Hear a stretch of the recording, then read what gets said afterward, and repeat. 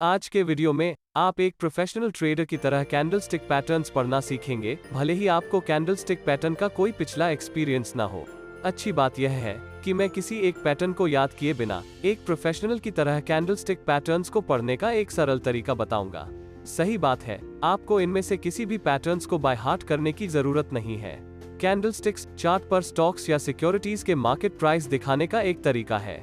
Candlesticks price का representation करने का एकमात्र तरीका नहीं है।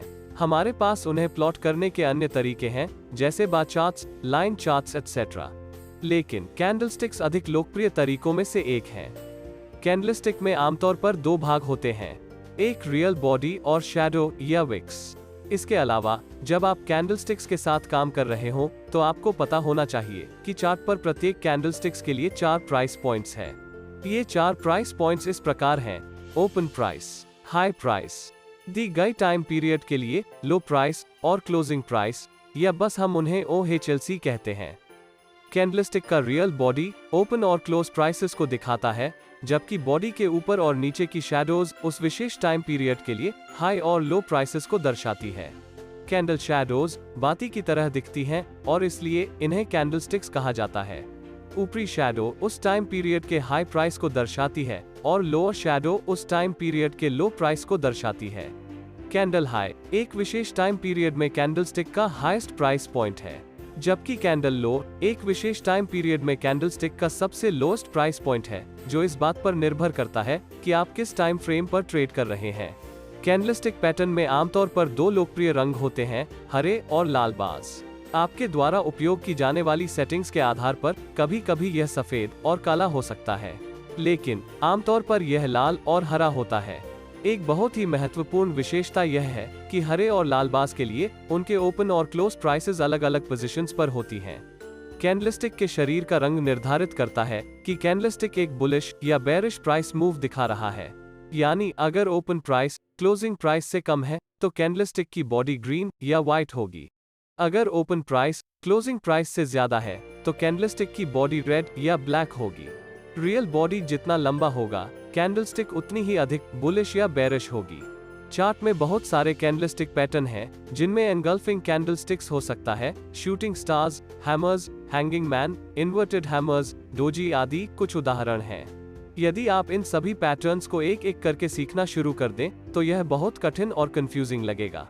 लेकिन चिंता न करें, क्योंकि हमारे पास यह समझने का एक आसान तरीका है कि प्रत्येक कैंडलस्टिक्स का क्या अर्थ है, और हम प्रत्येक कैंडल्स की ताकत भी निर्धारित करेंगे। इस तरीके को सीखने के लिए आपको बस दो छोटी छोटी बातें समझनी होंगी। नंबर 1, ओपन, हाई, लो और क्लोजिंग प्राइसेस या कैंडलस्टिक्स का OHLC। और नंबर 2, यह पता लगाना है कि एक टाइम पीरियड में बाजार में कौन अधिक डोमिनेंट है, बुल्स या बेयर्स या बायर्स या सेलर्स।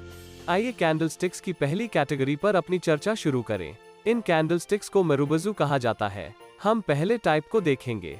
चूंकि कैंडलस्टिक्स हरे रंग की है, इसलिए यह एक बुलिश कैंडलस्टिक है। इसका रियल बॉडी बड़ा है, लेकिन ऊपर या नीचे दोनों तरफ कोई विक्स या शैडोज नहीं है। हम जानते हैं कि रियल बॉडी जितना लंबा होगा, कैंडलस्टिक उतनी ही बुलिश होगी। इस कैंडलस्टिक का OHLC इस प्रकार है। चूंकि यह एक बुलिश कैंडल है, इसलिए बायर्स डोमिनेंट हैं और क्लोजिंग प्राइस ओपनिंग प्राइस से अधिक है। कैंडल के दोनों तरफ कोई विक्स नहीं है, इसलिए हाई और लो प्राइसेस क्लोज और ओपन प्राइसेस के साथ ओवरलैप होती हैं। As a rule of thumb, candlesticks की शैडो प्राइस रिजेक्शन या अपोजिंग प्लेयर्स द्वारा रेजिस्टेंस का संकेत देती है। एक बुलिश मेरुबुजु के मामले में ओपन और लो प्राइसेस कोइंसाइड होती हैं और हाई और क्लोजिंग प्राइसेस ओवरलैप होती हैं, जिसका अर्थ है कि बेयर्स द्वारा कोई सेलिंग प्रेशर नहीं था। इसलिए यह हमें इस निष्कर्ष पर लाता है कि बुलिश मेरुबुजु सबसे मजबूत बुलिश कैंडल है जो हम चार्ट पर पा सकते हैं। लेकिन हमें पैटर्न के साथ फ्लेक्सिबल होना होगा, यानी हमें पहले क्वांटिफाई करना होगा और फिर वेरीफाई करना होगा, क्योंकि बाजार में पैटर्न्स वैसा नहीं होता जैसा कि टेक्स्ट बुक्स में दिखाया जाता है। तो आइए इस कैंडलस्टिक पैटर्न को देखें, जहां प्राइस इस पीरियड के लिए हायर लेवल पर क्लोज हुई है। यह लोअर लेवल पर ओपन हुआ और हाई प्राइस पर क्लोज हुआ, जिसका अर्थ है कि यह एक बुलिश कैंडलस्टिक है।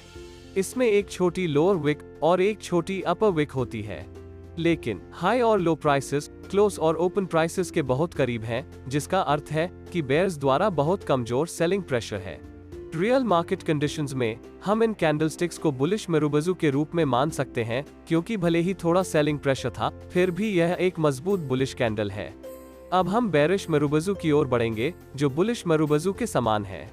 बेरिश मेरुबजू एक बुलिश मेरुबजू के समान है, लेकिन यह पैटर्न सबसे मजबूत बेरिश पैटर्न है। एक बेरिश कैंडलस्टिक के लिए ओपन प्राइस क्लोजिंग प्राइस की तुलना में अधिक होती है। ऐसा इसलिए है क्योंकि सेलर्स सभी अवेलेबल प्राइसेस पर बेचने को तैयार हैं। एक बेरिश मेरुबजू इंगित करता है कि स्टॉक में इतना अधिक सेलिंग प्रेशर है कि मार्केट पार्टिसिपेंट्स वास्तव में हर उपलब्ध प्राइस पॉइंट्स पर इतना अधिक बेच रहे हैं कि कैंडल अपने लोएस्ट प्राइस पॉइंट के पास क्लोज हो गया। एक बेरिश मेरुबजू के मामले में ओपन और हाई प्राइसेस कोइंसाइड होती हैं, जबकि लो और क्लोजिंग प्राइसेस ओवरलैप होती हैं। इस कैंडलस्टिक में एक बड़ा रियल बॉडी होता है, जिसके दोनों एंड्स पर कोई विक्स नहीं होती है, जो एक मजबूत सेलिंग प्रेशर और बुल्स द्वारा खरीद या ऑपोजिशन की पूरी कमी का संकेत देता है। जैसा कि पहले मेंशन किया गया है, रियल मार्केट कंडीशंस में ट्रेड करते समय हमें थोड़ा फ्लेक्सिबल होना चाहिए। आइए कैंडलस्टिक्स की अगली कैटेगरी को देखें। ये पिनबाज हैं। पिनबा की पहली कैटेगरी हैमर और हैंगिंग मैन है। चलो हैमर के बारे में बात करते हैं। एक पिनबा को हैमर तब माना जाता है जब यह डाउन ट्रेंड के अंत में दिखाई देता है। हैमर में ऊपरी एंड पर एक रियल बॉडी के साथ एक लंबी लोअर शैडो होता है। लोअर शैडो जितनी लंबी होगी, पैटर्न उतना ही बुलिश होगा। हैमर के लिए पूर्व ट्रेंड एक डाउन ट्रेंड होना चाहिए। हमें फॉलोइंग तरीके से हैमर पैटर्न की कल्पना करनी चाहिए। बाजार एक मौजूदा डाउन ट्रेंड में है, इसलिए बेयर्स बाजारों के पूर्ण नियंत्रण में है। जब एक हैमर पैटर्न बनता है तो प्राइस और भी कम हो जाती है और यह एक नया लोअर लेवल बनाती है। हैमर फॉर्मेशन पर प्राइस एक्शन यह इंगित करती है कि बुल्स ने कीमतों को और नीचे गिरने से रोकने का प्रयास किया। इसका मतलब है कि बेयर्स ने बाजार को नीचे लाने का प्रयास किया, लेकिन वे ऐसा करने के अपने प्रयास में सफल नहीं हुए, क्योंकि बुल्स ने इतना अधिक बाइंग प्रेशर उत्पन्न किया कि कैंडलस्टिक के ओपन प्राइस के करीब प्राइस क्लोज हो गई। बुल्स के इस कदम से शेयर के सेंटिमेंट में बदलाव की संभावना है। तो हम कह सकते हैं कि हैमर एक रिवर्सल पैटर्न है और यह बाजार में बुलिश रिवर्सल का संकेत दे सकता है। अब हम हैंगिंग मैन के बारे में बात करेंगे। एक पिनबा को एक हैंगिंग मैन तब माना जाता है जब यह किसी ट्रेंड के टॉप एंड पर दिखाई देता है। हैमर पैटर्न के समान हैंगिंग मैन भी एक रिवर्सल पैटर्न है, सिवाय इसके कि हैंगिंग मैन एक बेरिश रिवर्सल कैंडलस्टिक पैटर्न है। एक हैंगिंग मैन बाजार के हाई का संकेत देता है। हमें फॉलोइंग तरीके से हैंगिंग मैन पैटर्न की कल्पना करनी चाहिए। बाजार एक मौजूदा अप ट्रेंड में है, इसलिए बुल्स बाजार पर पूर्ण नियंत्रण में हैं। अप ट्रेंड के टॉप पर एक हैंगिंग मैन इंगित करता है कि बेयर्स ने प्रवेश किया है। यह हैंगिंग मैन की लंबी लोअर शैडो से संकेत मिलता है, जो दर्शाता है कि बेयर्स बुल्स के डोमिनेंस को रोकने की कोशिश कर रहे हैं। बुल्स ने प्राइसेस को ऊपर बढ़ाने की कोशिश की, लेकिन बेयर्स ने बहुत अधिक सेलिंग प्रेशर बनाने में कामयाबी हासिल की कि कीमत एक छोटे से रियल बॉडी का फॉर्मेशन करते हुए ओपन प्राइस के बहुत करीब क्लोज हो गई। और इस बात की बहुत अधिक संभावना है कि बाजार का ट्रेंड रिवर्स हो जाएगा। और हैंगिंग मैन एक अच्छा संकेत है कि बाजार में बेरिश ट्रेंड बना रहेगा और यह स्टॉक को शॉर्ट करने का भी एक अच्छा समय है। पिनबा कैंडलस्टिक्स की दूसरी कैटेगरी को शूटिंग स्टार या इन्वर्टेड हैमर के नाम से जाना जाता है। यह इस बात पर निर्भर करता है कि यह पैटर्न्स चार्ट पर कहां बनता है। आइए पहले एक इन्वर्टेड हैमर के बारे में बात करते हैं। यह आमतौर पर एक डाउन ट्रेंड के अंत में होता है। यह सबसे कमजोर बुलिश कैंडल है। कैंडलस्टिक की रेंज या इसका रियल बॉडी बहुत छोटा है। इसके अलावा ओपन और क्लोज प्राइसेस एक दूसरे के करीब हैं, जो बाइंग इंटरेस्ट में कमी का संकेत देती हैं। लंबे अपर विक संकेत देते हैं कि बुल्स ने कीमत को ऊपर लेने की कोशिश की, लेकिन बेयर्स द्वारा एक बड़ा सेलिंग प्रेशर हुआ था। यह इंगित करता है कि कमजोर बायर्स बाजार के कंट्रोल में हैं और एग्जिस्टिंग सेंटिमेंट में संभावित बदलाव हो सकता है। तो हम कह सकते हैं कि भले ही एक हरी कैंडलस्टिक बनाई गई हो, सेलर्स वास्तव में बाजार के नियंत्रण में हैं।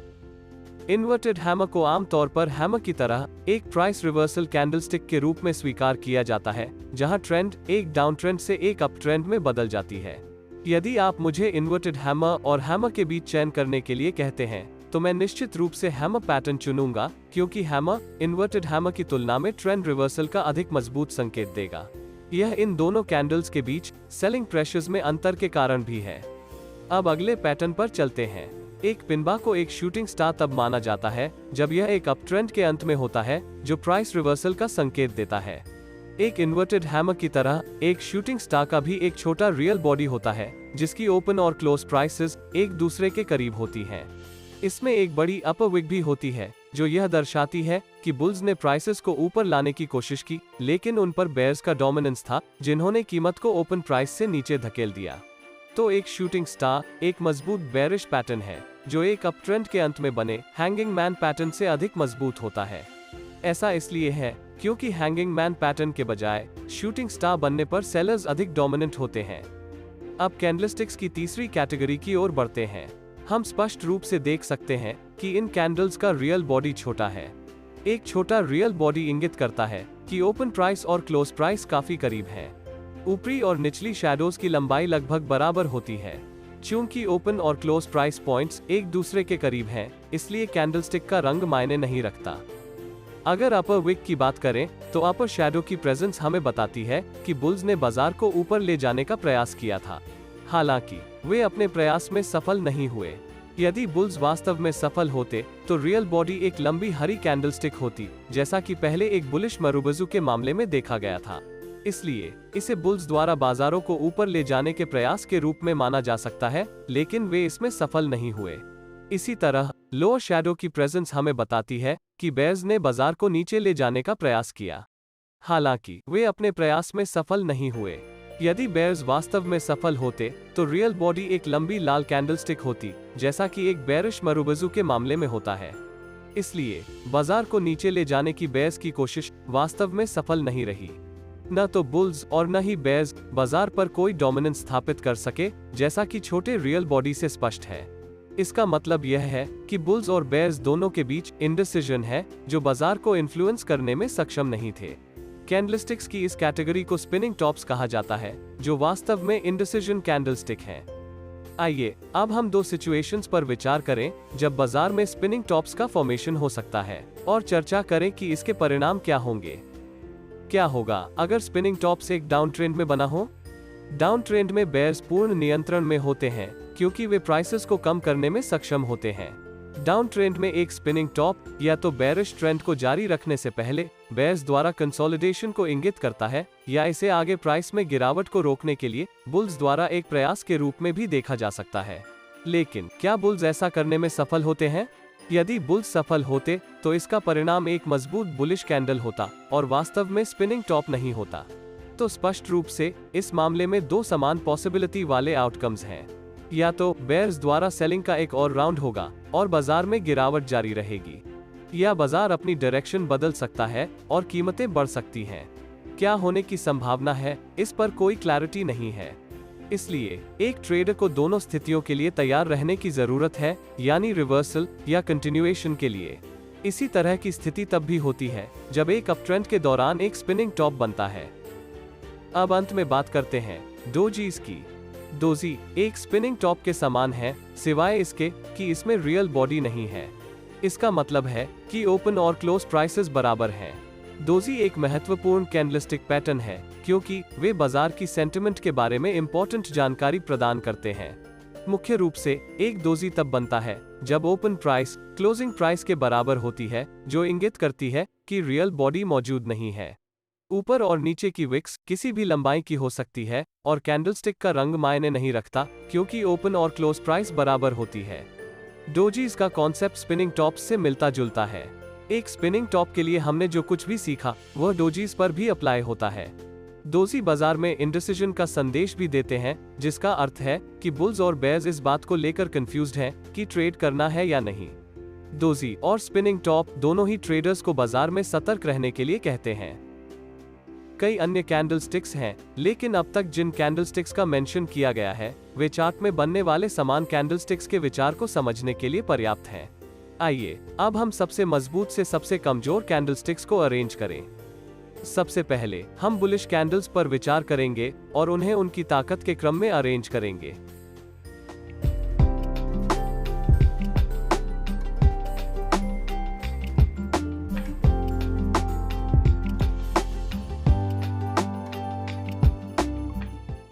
अब हम बेरिश कैंडलस्टिक्स को उनकी ताकत के क्रम में सबसे मजबूत से सबसे कमजोर तक अरेंज करेंगे।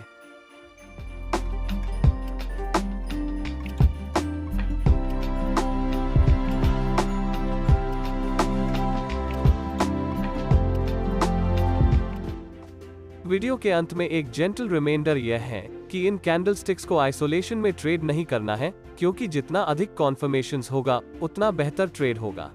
मुख्य बात जो मैं सामने लाने की कोशिश कर रहा हूँ वो यह समझना है कि प्रत्येक कैंडलस्टिक पैटर्न्स का क्या अर्थ है, और बाद में आप इन टूल्स और टेक्निक्स का उपयोग कर सकते हैं जिन्हें आपने सीखा है। और फिर इस ट्रेनिंग के अपकमिंग एपिसोड्स में विभिन्न कॉन्सेप्ट्स को सीखने के बाद उन्हें अपनी ट्रेडिंग प्लान का हिस्सा